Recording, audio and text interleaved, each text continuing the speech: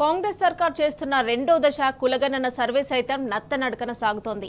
బీసీల గణన అంటూ చేసిన నామకరణం ఆదిలోనే హంసపాతులా మారింది. జనంలో తీవ్ర వ్యతిరేకతకు హేతువైంది. ఫలితంగా ఎన్యూమరేటర్లకు ప్రజల సహకారం కరువైంది.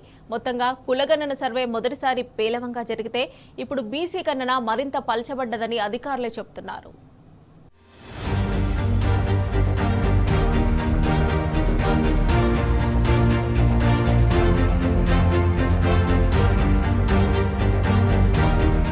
సెకండ్ ఫేజ్ కులగణన సర్వే పేలవంగా సాగుతోంది.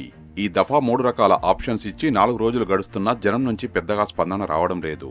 పట్టణ ప్రాంతాల్లో పరిస్థితి మరీ అధ్వాన్నంగా ఉంది. గణన పల్చగా సాగుతోంది. First opinion is the best opinion అని తలపెట్టిన పని ఆరంభం బాగుంటే అది ఎలాంటి విఘ్నాలు లేకుండా అప్రతిహతంగా సాగిపోతుంది.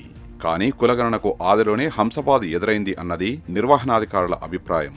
జనగణనకు బదులుగా అది కులగణన అని, అందున బీసీల రిజర్వేషన్ల కోసం చేపడుతున్న ప్రక్రియ అన్న ప్రచారం జరగడం అసలుకే ఎసరు తెచ్చిపెట్టిందన్నది అపవాదు.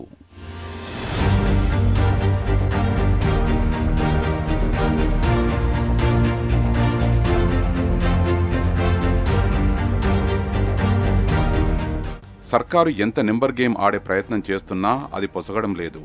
కులగణనలో వేల నుంచి లక్షల సంఖ్యలో తమ సామాజిక వర్గం వల్ల లెక్క తప్పిందని అనేక కుల సంఘాలు ఎప్పటికప్పుడు ఆరోపిస్తున్న పరిస్థితి. మిగిలిన అన్ని సామాజిక వర్గాల మాదిరే గిరిజనుల సైతం సర్వే నివేదికపై నిరసన గళాన్ని వినిపించడం ఇందుకు ఒక తాజా ఉదాహరణ. 2014 నాటికే రాష్ట్రంలో ఎస్టీ బంజారాలు కలిపి 12% ఉంటారని అంచనా. కాగా తాజా గణాంకాల ప్రకారం వాళ్ల జనాభా 37 లక్షలు. రాష్ట్ర జనాభాలో ఇది 10.45% మాత్రమే. మిగిలిన వర్గాలతో పోలిస్తే గిరిజనుల్లో సంతానోత్పత్తి రేషియో ఎక్కువ. ఆ లెక్కన వాళ్ల జనాభా ఇప్పుడు ప్రభుత్వం చూపిస్తున్న దానికంటే ఎక్కువ ఉండాలి అన్నది వాళ్ల వాదన.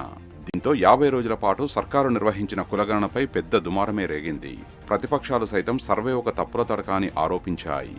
ఇలా అనేక ఆరోపణలు, విమర్శల మధ్య పాలకులు ఈ నెల 16 నుంచి 28 వరకు రెండో దశ సర్వే నిర్వహించాలని నిర్ణయించారు. వివిధ కారణాలతో సర్వేలో పాల్గొనని 3.56 లక్షల కుటుంబాల కోసం మరో అవకాశం ఇస్తున్నామని ప్రకటించారు.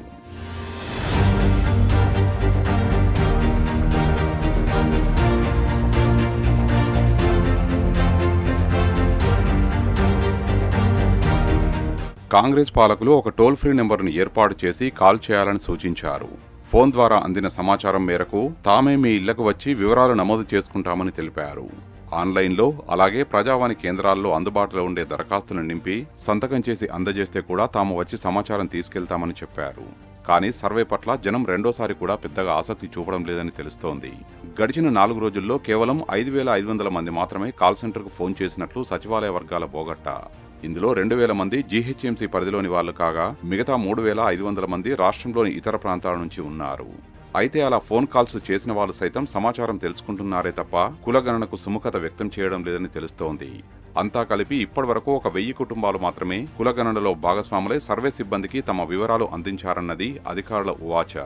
ఇక వెబ్సైట్ నుంచి దరఖాస్తు డౌన్లోడ్ చేసుకుని నింపిన వాళ్ల సంఖ్య, ప్రజాపాలన కేంద్రాలకు వెళ్లిన వాళ్ల సంఖ్య మరీ తక్కువగా ఉన్నట్లు సర్వే పర్యవేక్షణ అధికారులు చెప్తున్న సంగతి.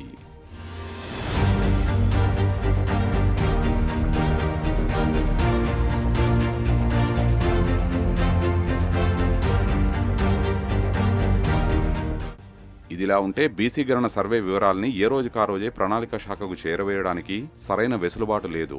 ఇందుకు అవసరమైన ఒక సమీకృత వ్యవస్థ లేకపోవడంతో సదరు సమాచారం ఉన్నతాధికారులకు చేరడం లేదు. ఒకవేళ ప్రభుత్వ పెద్దలు సర్వేకు సంబంధించిన తాజా గణాంకాలు తెలుసుకోవాలంటే రాష్ట్ర వ్యాప్తంగా ఉన్న సిబ్బందిని వీడియో కాన్ఫరెన్స్లోకి తీసుకోవాల్సిందే. మరోవైపు క్యాస్ట్ సర్వే తంతుకు ఆదిలోనే హంసపాదు ఎదురైందన్నది పెద్ద అపవాదు.